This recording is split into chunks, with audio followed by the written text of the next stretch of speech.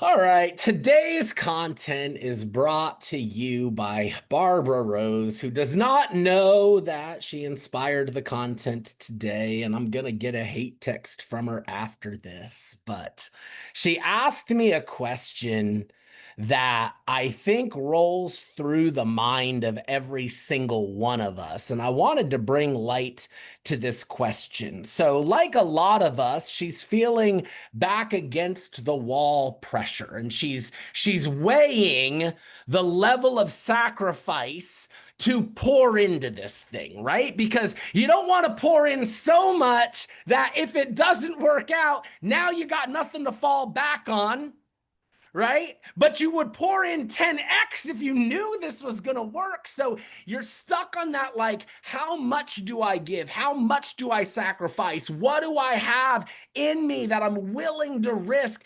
Wrestling with all of that, just, oh, delicious angst.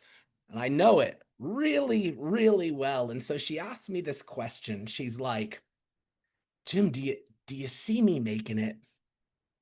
Do you see me making it? Is this gonna work out for me? I mean, if you don't see it happening, just let me know, right? Dear God, someone just let me know if you don't see this for me, because I don't want to lose out on everything that I'm going to sacrifice if this isn't going to work. So if you could please give me a heads up and let me know where this story ends, I'd appreciate that. And what she's really hinting at is that question, like, what are the chances? What are the chances this actually works? What are the chances that $75,000 a year me can get to $500,000 a year me? What are the chances that in an industry where average people quit and most people fail, I have what it takes? What are the chances? Because I'm going to place a bet and I'm going to make a sacrifice. But I don't want to place a bad bet. Nobody wants to place a bad bet. So what are the chances? I was at AOA, and I was sitting next to Lady Melinda, and we had this conversation. And it's interesting because you would think that the message, you can do this, no matter what it is, but you would think the message of you've got this, you can do it, would be an empowering one. Intuitively, it makes sense that it would be an empowering message. I have learned that it is not an empowering message. When you tell someone that they can do it, all of a sudden, they become responsible for their results. So many people would actually rather believe that they can't do it, because if they can't, then they're not held responsible for actually doing it. You can't, if someone is actually incapable of doing something, then they can't be held accountable for not doing it. And so what we end up with is we end up with a culture that is preaching, teaching, and reinforcing the comfort of victimhood. Don't worry that you didn't do X, Y, or Z. You couldn't help it. There were circumstances outside of your control. We love you. It's no worries. It's not you. You're just too weak. You're just too small. There are just forces working against you. Why don't you just get on your lazy boy and just sit there? Because there is nothing you're going to do to stem the tide of the forces working against you. And I will tell you what. If you want to believe that, it's on the table for you to believe. And you will watch so many people defend their victimhood. You will watch so many people defend their inability. When you're trying to be like, you can do this, they're turning right around and saying, no, I can't. Even though they want to, they are going to defend to their death their inability because they are so terrified to be held accountable for the fact that they could have and didn't. That accountability is scary. It's scary to come to the recognition that the results we're going to experience have nothing to do with whether or not we could have. That the ability is there, that you can do this. Now you've got to deal with the response to that ability. Isn't that cool how that word responsibility is just a conjoined two words? It's a matter of the response to the ability. Culture wants to tell you you can't.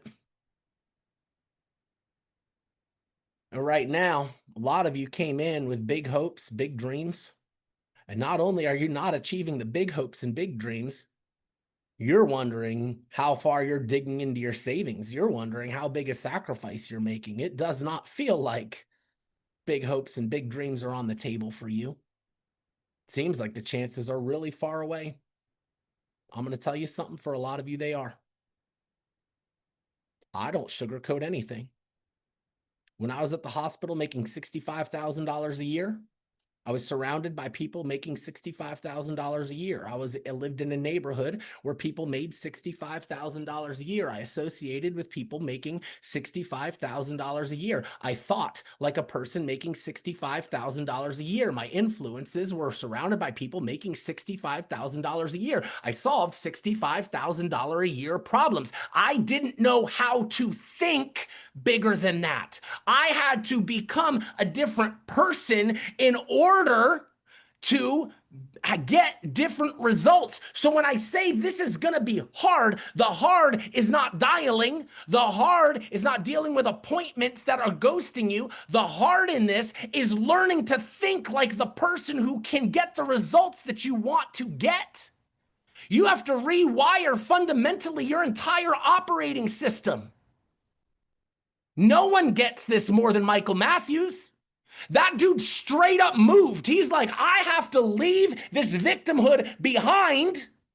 I've got to go to another place where I'm going to be uplifted by people who think bigger, see bigger, solve bigger problems. When you're stuck in a $60,000 a year world, you can dream all day for $500,000, but you have no idea how to think like a person that has the ability to make that kind of money. That's your biggest holdup. It is not the script. It is not your execution of the system. It's the fact that you're stuck thinking like the same person and you're going to get the results of the same person. You can take you out of the situation, but you're still you. And you're going to find yourself in the same situation until you learn to think bigger and think differently. It's going to be the game-changing thing. So you're going to ask, what are the chances I'm going to succeed? Not good. Not good. If you're looking at the chances, I've got to be real with you. The chances are not good. I've got 1,200, 1,300 licensed agents on my downline roster in Opt, and I right now have 163 writers. 1,300 people on my Opt roster, netting 163 writers. Most people quit. If you're talking raw chances of success, most people quit. The chances are not good. I'm going to share something with you.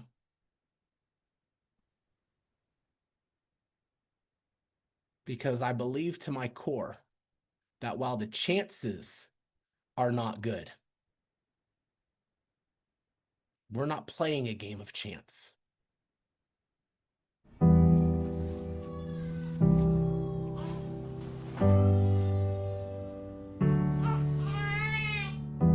I've been chasing a road to glory, driven since I was a child. You're telling your life is a game, but it ain't a game to me. The lights are calling my name. Yeah, I got the energy to put it all on the line. If you knock me down, I'll get up again. I'll get up again. If you knock me down, I'll get up again. I'll get up again. Up next, Lauren Wollstonecraft. I'll get up again. Now I'm stronger than I've ever been.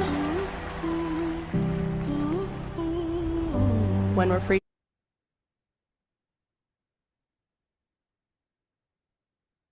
It's a freaking Toyota commercial, and I cannot watch that without getting emotional. The freaking Toyota commercial.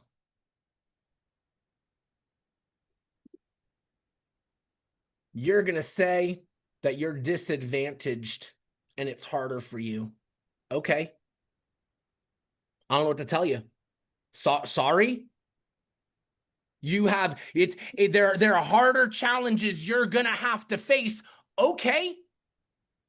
Lauren was born without arms and legs and won a gold medal in freaking skiing. You think, what if her parents sat there and said, hey, kid, you got to pick a different dream. You don't even have arms and legs. Pick a different dream. The chances of you doing that are too small. That's what a realist would say. That's what someone being realistic would say. I harp on realists, guys, and I'm sorry, but realists do not have vision. They can't. Because the chances of success are always small. Because success is defined by extraordinary. And if you're going to do extraordinary things that are beyond ordinary, it is necessarily beyond average, and realistically, you're only ever going to be average. Literally, that's what average is. The sum of human achievement divided by the number of humans that set out to achieve it. That is average. If you want to be more than average, you're going to have to be unrealistic. You're going to have to confront the fact that, yes, do some people have it easier than you? Sure, cool. What are you going to do about it? Is it harder for you? Okay. Do you want your goals or not? Nobody but you controls your reaction to your journey. So you can sit on that lazy boy and let everybody tell you it's harder for you and you can't, or you can figure out a way to do it. Because we're not playing a game of chance here. This is not the casino.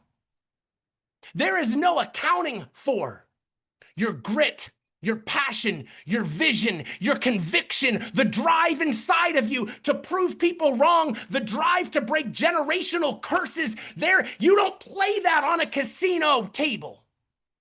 You don't play that on a casino table. You're not making a bet on chance. You're making a bet on the heart inside of you. You're making a bet on that. I wouldn't have sacrificed what I sacrificed or done what I did if it was a game of chance and we were rolling dice. I'm not sacrificing at that level for the roll of dice.